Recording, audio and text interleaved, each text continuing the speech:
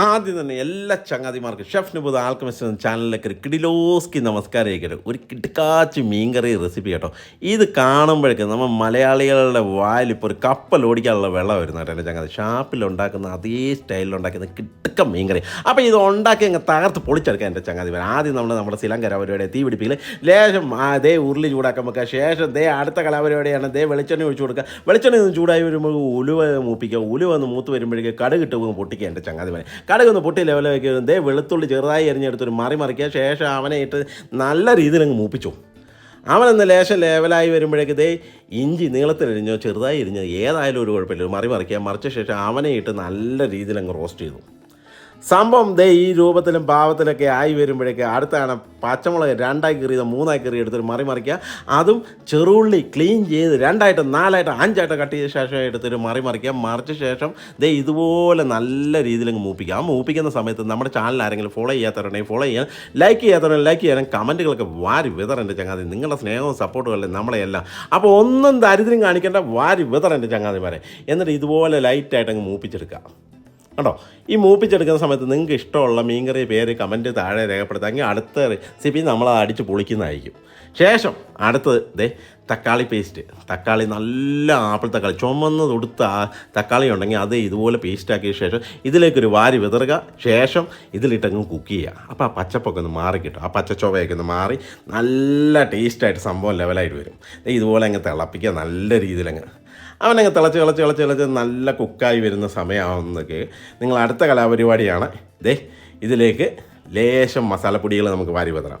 ആദ്യം മഞ്ഞൾപ്പൊടി ലേശം മല്ലിപ്പൊടി, കൂടുതൽ കാശ്മീരി ചില്ലി പൗഡർ, ലേശം സാദാ ചില്ലി പൗഡർ ഈ എരിവിന് വേണ്ടി കേട്ടോ. എന്നിട്ട് ഇതെല്ലാം കൂടെ ഇട്ട് അതിലിട്ടങ്ങ് മൂപ്പിക്കുക. കാരണം ഈ മസാല ഇതെല്ലാം ഒരു പച്ചച്ചോ ഉണ്ടല്ലോ, അത് മാറാൻ വേണ്ടിയാണ് ഇതിലിട്ട് സ്ലോ ഫയറിലിട്ടങ്ങ് മൂപ്പിക്കുക നല്ല രീതിയിൽ കണ്ടോ. എന്നതിന് ശേഷം അതിലേക്ക് സ്റ്റൈലായിട്ട് കറിവേപ്പില ഇട്ട് കൊടുക്കുക. കറിവേപ്പിലയും കൂടെ ഇട്ട ശേഷം ഒന്നും കൂടെ അങ്ങ് മൂപ്പിക്കുക. ആ മൂപ്പിക്കുന്ന സമയത്ത് ഞാനൊരു കാര്യം പറയാം, നമ്മൾ കിടുക്കാച്ചി അച്ചാറുകളൊക്കെ ഉണ്ടാക്കുന്നുണ്ട് കേട്ടോ.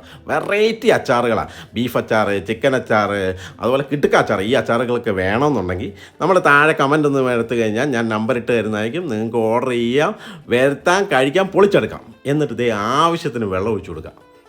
വെള്ളം ഒഴിച്ച ശേഷം തിളയ്ക്കാൻ വെക്കുക. ഇവനെ നല്ല കണ്ടം മുണ്ടങ്ങ് തിളച്ചോട്ടെ. കാരണം ആ മസാലയൊക്കെ ഒന്ന് ആ വെള്ളത്തിൽ കിടന്നങ്ങ് തിളച്ച് കഴിയുമ്പോഴേ മീൻകറി ലെവലങ്ങ് മാറും എൻ്റെ ചങ്ങാതിമാരെ. ഇതുപോലെ നല്ല സ്റ്റൈലായിട്ടങ്ങ് തിളപ്പിക്കുക. തിളച്ച് വരുമ്പോഴേക്ക് അതിലേക്ക് ആവശ്യത്തിന് ഉപ്പിട്ട് കൊടുക്കുക.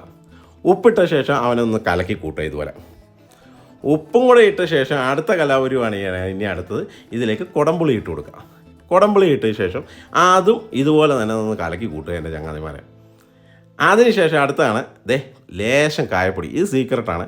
ഇത് ഇടുമ്പോൾ പലരും പല അഭിപ്രായങ്ങളും പറയും. നിങ്ങൾക്ക് ഇടണമെങ്കിൽ ഇടാം, ഇട്ടില്ലേലും ഒരു കുഴപ്പമില്ല. പക്ഷേ ഇട്ടാൽ വേറൊരു ടേസ്റ്റാണ്. എന്നിട്ട് കായപ്പൊടിയും കൂടി ഇട്ട ശേഷം ഇവനെ നല്ലവണ്ണം അങ്ങ് മിക്സ് ചെയ്യേണ്ട ചങ്ങാതി. എന്നിട്ട് അടുത്തത് നമ്മുടെ കലാപരിപാടിയാണ്. നല്ല കഴുകി വൃത്തിയാക്കി വെച്ചിരിക്കുന്ന നെയ്മീൻ്റെ പീസ, റൗണ്ടായിട്ടുള്ള പീസ. അവനിങ്ങനെ ഇതുപോലെ ഗ്രേവിയിലേക്ക് നിങ്ങൾ അടുക്കി അങ്ങ് വെക്കുക. സ്കൂളിൽ പിള്ളേർ അസംബ്ലിക്ക് നിൽക്കുന്ന പോലെ തന്നെ നല്ല സ്റ്റൈലായിട്ട് അടുക്കി വെക്കുക. പിന്നെ പ്രത്യേകം ശ്രദ്ധിക്കണം, മീനൊക്കെ ഇതിട്ട് വേവിക്കുമ്പോൾ അധികം ഓവറായിട്ടൊന്നും വേവിക്കാൻ നിൽക്കല്ലേ. ഒരു 4 അല്ല 5 മിനിറ്റ് കൂടുതൽ തിളപ്പിക്കേണ്ട ഒരു കാര്യമില്ല. തിളപ്പിച്ച ശേഷം ഒരു 2 മണിക്കൂർ 3 മണിക്കൂർ മാറ്റി വെച്ച് കഴിഞ്ഞാൽ മീനേൽ ആ ഗ്രേവിയുടെ ഉപ്പും പുളിയും എല്ലാം പിടിച്ച് സെറ്റായി കിട്ടും സാധനം. എന്നിട്ട് ഇതുപോലെ ഗ്രേവി എടുത്താൽ മീനിൻ്റെ പീസിന് മുകളിലേക്ക് എടുത്തങ്ങ് ഒഴിക്കുമ്പോൾ കാണുമ്പോൾ തന്നെ കൊതിയാകുന്നില്ല എൻ്റെ ചങ്ങാതിമാരെ. ഈ സമയത്ത് ഉച്ച സമയമൊക്കെ ആണെങ്കിൽ നല്ല ചൂട് കുത്തരിച്ചോറും കൂടെ ഉണ്ടെങ്കിൽ ആ അരപ്പും ആ ഗ്രേവിയും മീൻകറിയത് ഗ്രേവി ഒരു 2 പീസും കൂടെ ഉണ്ടെങ്കിൽ ചങ്ങാതി കിളി പറക്കും. എന്നിട്ട് ആ കറിവേപ്പിലയും കൂടെ മുകളിലേക്ക് ഇട്ടിട്ട് ആ തിളയ്ക്കുന്ന കാണുമ്പോൾ തന്നെ ചങ്ങാതി കിളി പറക്കുന്നില്ലേ.